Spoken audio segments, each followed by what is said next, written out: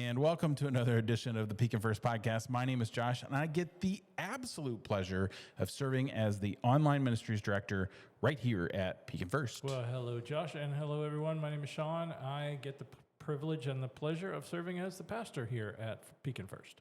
Awesome. All right, this is episode 39 called Focus.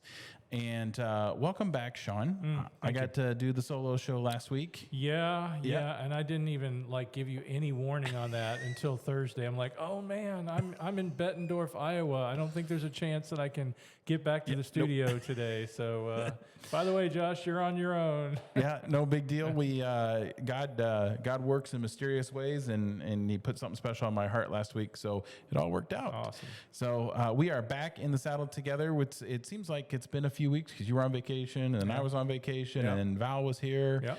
And then you were gone last week. We did one in the conference room a couple weeks ago, but that was during VBS. So it's been crazy. Been a crazy week.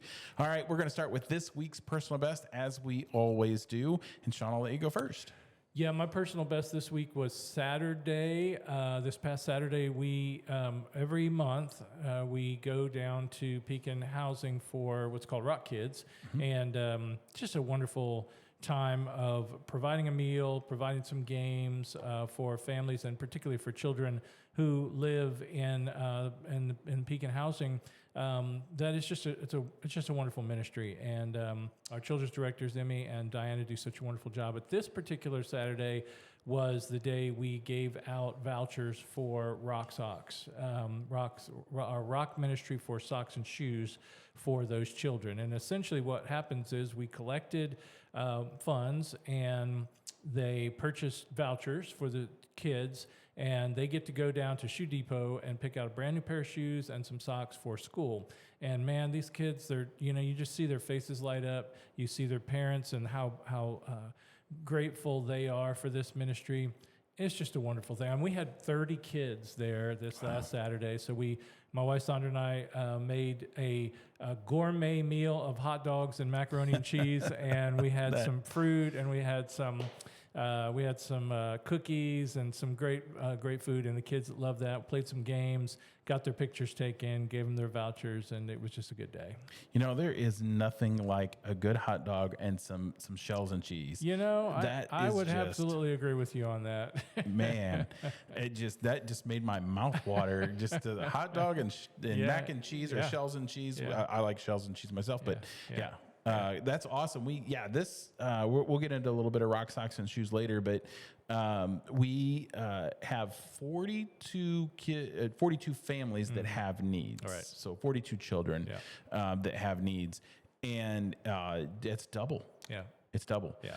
And you were saying in our staff meeting the other day that you should see, they have different shoes or snow boots, or I think sometimes maybe Emmy was no saying shoes. that. Yeah. Sometimes they come in for those lunches, and times together they're just barefoot. And when they came to VBS, a few of them just were wearing snow boots in the middle of summer because they don't have anything else to wear. So right. Yeah. Yep.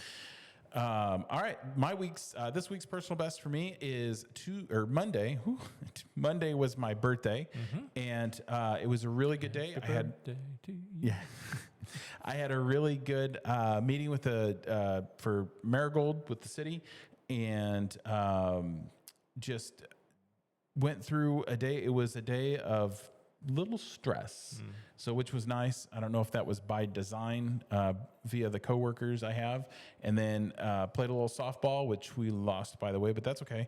Had really had fun. Yeah. You know what I mean? It was just a good time, whether we won or we lost. It was just a good time, and then had dinner with my wife. So awesome. It was just one of those days that it just didn't seem hard, right? It just didn't seem hard. So that was my week's personal best for sure. Yeah. All right. This is episode 39. It is called Focus. And in the age of multitasking, are we really focused on what's in front of us, right? It's so hard to stay focused when you're in a meeting. Are you focusing on the meeting at hand? I have a horrible, that's me to a T. I am thinking about 10 other things that are going to come after that meeting that I have to take care of, or the things that I have to take care of. I'm constantly taking notes, and some of it has to do with the meeting, but some of it honestly does not. when in a conversation, are we focused on what the other person is saying, or are we thinking about what we're going to say next? Right? When you're sitting in church, the biggest one, are you focused on the words coming from God? Right? Are you focused on what God is telling you through the message, or the music, or the bells? I guess that's music, but just all the things that worship entails. Mm-hmm. Are you focused on what God is putting on your heart during worship? And that's being in the tech sector of what goes on here at the church. It's hard. Right, it's hard to. I'm constantly moving a slide, or moving there's a problem with sound, or I'm working on what the next song is coming. Something is always going on, and it's really hard for me to sit and focus and listen to what God is putting on my heart through the message. Mm-hmm. So as we go through life, we are multitasking individuals these days. Yeah, and it's really hard too when you look at Scripture and you kind of imagine, okay, well, I would have loved to have been back in those days when I didn't have cell phones and I didn't have all the other distractions. It would have been a lot easier to be a Christian or follow Jesus or whatever. But I'm just telling you, in every age there's something. I mean, if it's not cell phones and tablets, I remember back. When I first started working in the 90s, we had pagers. You remember pagers, And I mean, it's almost like we just constantly are creating things to make sure that we're distracted on a regular basis. So a couple weeks ago, we talked about Sabbath on our weekend service. And man, that's a word that people go, what do you mean Sabbath? I mean, what is that supposed to mean? And am I really supposed to take a whole 24-hour period of time and not do anything? And we talked about that, and we talked about how it's designed for us specifically so that we can take that deep breath, so that we can turn off our phones, so that we can close the laptop and turn the TV off and just really pay attention, go to church, be in worship, and actually receive from God what he has for you in worship, not be distracted about what's coming next, but to really, truly be in God's presence for that hour, and then to say, I'm going to be with friends and family and have a nice meal and maybe take a nap or relax, whatever it might be. It's so important. God designed that for us for a reason. Absolutely. Yeah. And distraction is, even sitting in the sanctuary, my mind works really weird because there can be a car go by and it's really loud and it will put me on a tangent, right? And it's just the way my mind works. Had I been focused though, probably wouldn't have heard the car, right? Or whatever is going on outside. We are next to a hospital, so sometimes we get the sirens and the things. Yeah. But so I was scrolling Facebook today, and I was taking a breather, and I came across Proverbs 16:3, and this is it says, "Commit to the Lord in whatever you do, and he will establish your plans." And to me, that basically says, before you do anything, right, focus and put your trust totally in the Lord, and he will deliver. Yeah. But you got to focus. Yeah. You have to focus. So researchers say that every time we switch from task to task, we use neurological resources. So when we multitask, all we're doing is simply changing direction or switching from task to task in our brain just rapidly, right? And the more you say, I'm a multitasker, you're depleting your neurological resources. Not that it's a long-term effect. They don't know the long-term effects, but it does wear you out. When somebody says, man, I'm not physically tired. My head is just tired. Yeah. And that's what it's from. It's from moving from task to task so fast, because 10 years ago, we would switch our attention. We would shift our attention every 3 minutes. Now we shift our attention every 45 seconds. We check our email 74 times a day, and we switch tasks on our computer 566 times a day. Wow. So we are a people of constant movement. Yeah, yeah. I mean, the thing about the people who are listening to this podcast right now and how many things that they've done while they've been listening for the last, 8, 9, 10 minutes that we've been Right. going, how many other things have they done while listening to this podcast?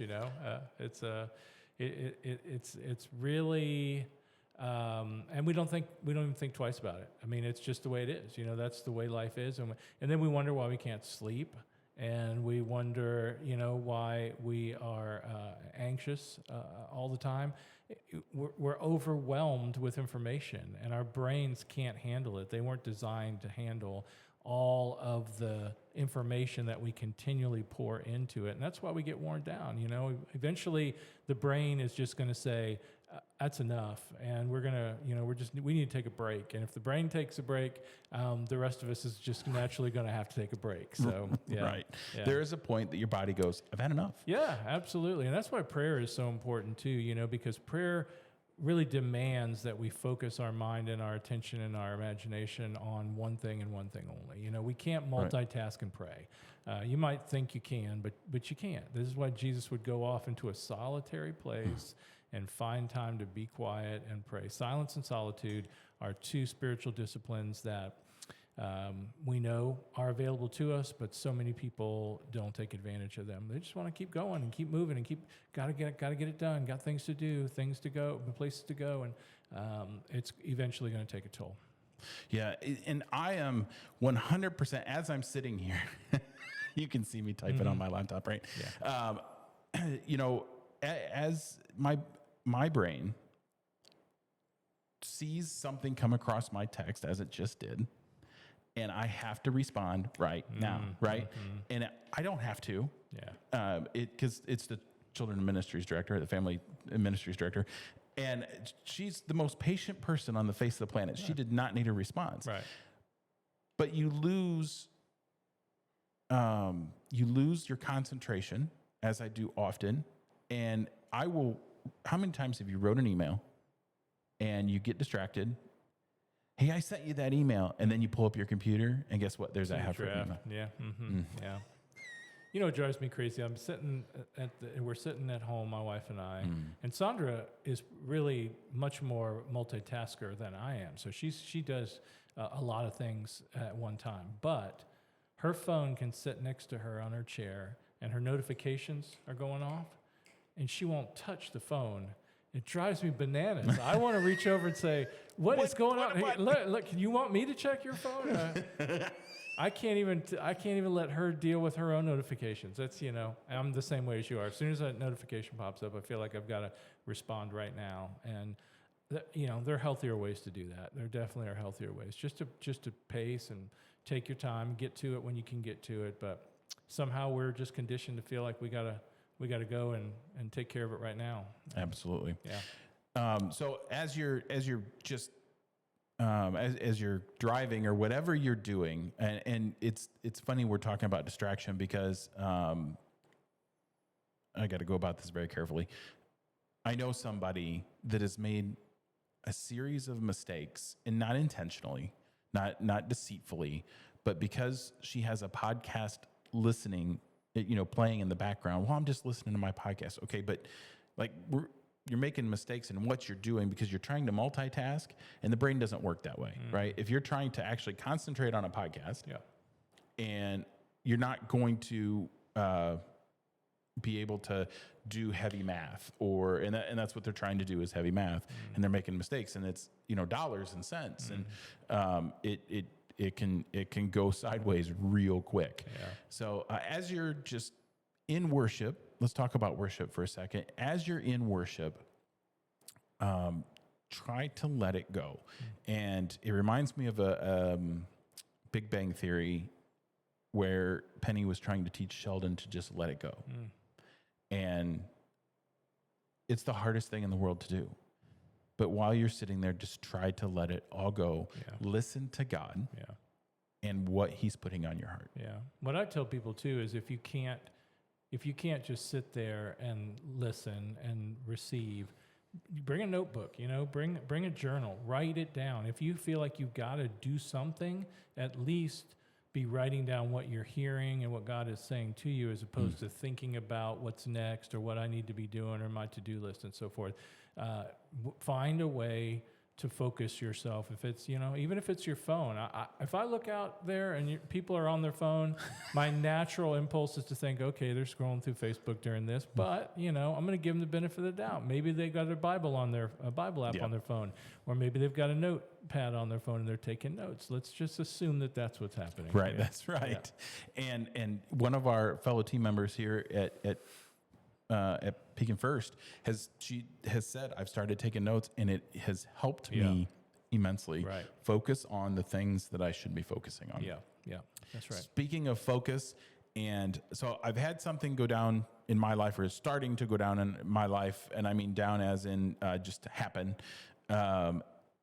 And 2 weeks ago, speaking of focus and prayer, I got down on my knees because I needed guidance. And I got down on my knees, and the song had been in my head, and the Pekin First band here, the contemporary band, does a fantastic job they've done this cover called Show Me the Way by Styx. And they did it because of the faith background in it. It's a song about grappling with faith and particularly facing the confusing and often harsh world. And that's kind of what I'm facing, to be quite blunt about it. And so I got down on my knees and I prayed. I just said, God, I need you to show me the way, right? And 2 days later, no, not 2 days later, a week and 2 days later, I got a text for a meeting that I was very delighted to have. I asked God to show me the way, but now I'm in a predicament where I have to make a choice, and it's not an easy choice. Both are good things, but I have to make a choice of what is God discerning to me. So now, or what is God telling me? So now I'm discerning from God, okay, you've brought this opportunity. After I asked you to show me the way, now you've given me that choice. Are you telling me not to give in to temptation? Or are you telling me to stay on the path that I am? Or are you telling me that now's the time to take a different path? And I've relied on my faith so much. And I still am, right? I'm in the middle of this huge decision that I have to make. Where do I stay comfortable, or do I go out on a limb? Right. And so for those of you who are out there, maybe you're facing the same thing. Maybe mine is not a life or death thing, but maybe you're facing a tough decision. Maybe you're just struggling with it. Ask God to show you the way. And I encourage you to look up that song on YouTube, because it'll stick in your head. Number one, it's a what do they call that? A mind. It sticks in your mind. I can't think of what it's called, but it'll stick in your head. And just ask God to show you the way, but you got to listen. And sometimes it's not a yell, sometimes it's a whisper. Yeah. Most times it's a whisper. That's right. And which makes it really hard for me, because as my wife knows, you really got to be stern with me if you want me to understand something. Yeah, right. So, all right, we have tons of things going on around here at Pekin First. We have Rock Socks and Shoes, which we've talked about, and the donations for that, we're basically trying to go for double, right? What we did last year, and put more shoes and socks on more kids than ever before. And when I was talking to Debbie about this, and I'm going to throw her under the bus. I was talking to Debbie about this, and she is so passionate about this. And she goes, we just want to do great big things and help more people than ever. And she was just so pumped about it. So if you want to give to Rock Socks and Shoes, you can do that via our website at pekinfirst.org. Just go to the giving and drop down to Rock Socks and Shoes. We have a church directory. coming up. Yeah, I'm going to backtrack to Rock yep. Socks and Shoes Absolutely. for just a second. Debbie texted me last night. It was a picture of her holding a check that she received from the Kiwanis Club for $500 last night for Rock Socks and Shoes. So that was very, very cool. It doesn't mean we are finished with collections. I want you to continue to support it, but that was a true blessing. That's going to put some shoes and some socks on feet that we probably didn't think we were going to be able to do. So God is good, and great provision for us for that one. Sure. Yeah, the directory is coming up. So if you're a member of the church and would like to be in the directory, we'd love to get your picture taken. So there are wonderful opportunities on the website for you to sign up. You can sign up if you're here at church. We can get you all registered, but that's coming up in September, pretty soon. Pretty soon. Yeah. We also have the Marigold Festival right around the corner. Yep. Speaking of September, this is one of my favorite events, and I am a little over the top on the Marigold Festival, and that's okay.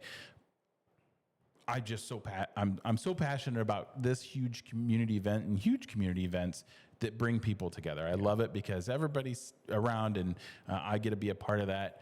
But the church is one of the best parking spots for this weekend, especially with all the construction on Court Street. You can come right in off 14th Street, and boom, you're here. Yeah. Consider being a volunteer and just welcoming people to the lot. If you can't volunteer, just bring us a case of water so we can give those people water, because sometimes that weekend is really hot. So it's not a long walk. It's just across the street, but it helps walking throughout in the park because it's a minute before you get to the Pepsi booths and stuff. Yeah. So if you can help with that, that'd be fantastic. Just either parking cars or just welcoming people to the Pekin First lot. It's probably our best opportunity all year long to show radical hospitality to our community, because we're right there. I mean, we're right by the lagoon, and it just makes it perfect for us to be able to show God's love to everybody who comes through. So, yeah. And if you're around a Sunday morning, one of the committee has a tradition now that we started several years ago. I do the sound for the entire park. So the sound system that is in the park, not for the bands and stuff like that, but for the PA system, I do that. And a couple years ago, I guess I've been doing this 10 years now. Time flies, right? If you're up at 6 a.m., we play Amazing Grace all over the park, and you can hear it about halfway across town. Beautiful. So if you're up and around for that, that is awesome.